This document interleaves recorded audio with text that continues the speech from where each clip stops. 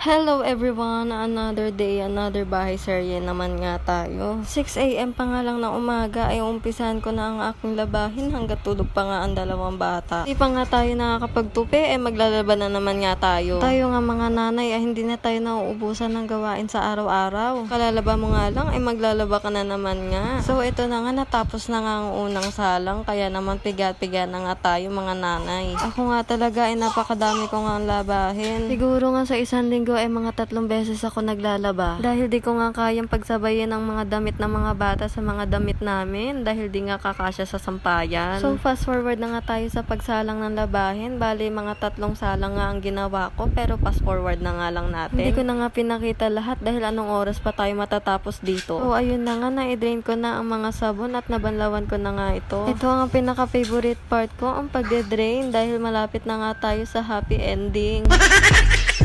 Nagising na nga pala ang bunso kong makulit. Kaya naman nga todo, bantay na naman siya sa akin. Kung saan ako magpunta ay nandun siya. Hindi nga ako pwede mawala sa paningin niya. Doon naman nga pag nagising yung panganay ko ay talaga magsasabay ang kulit. Ay talagang malabo na tayo matapos ng maaga. So ito na nga, tapos na nga siya madrain. Pinaka-favorite part ko na nga rin ang pagsasampay. Dahil malapit na nga talaga tayo sa happy ending. Yung nakapaglaba ka pero kapag tuyo na yung mga damit mo, nakakatamad na nga tupiin. Minsan nga ay mauubos na yung mga nakasampay tapos hindi mo pa natutupi. Tapos dadating na naman yung mga araw na maglalaba na naman tayo. Pero aminin, masarap sa pakiramdam kapag natatapos mo yung mga gawain mo sa araw-araw. At pag nagawa mo nga lahat ng mga gawain at malinis ang bahay, ay mas masarap magpahinga. So ayun na nga, fast forward na nga natin ang pagsasampay. Tapos na nga tayo maglaba, kaya naman nga pinupunasan ko na yung washing machine. At tinatakpan ko nga din ito para nga hindi siya madumihan. At asikusahin ko na nga tong batang to. Yun nga lang, thank you for watching. Bye-bye!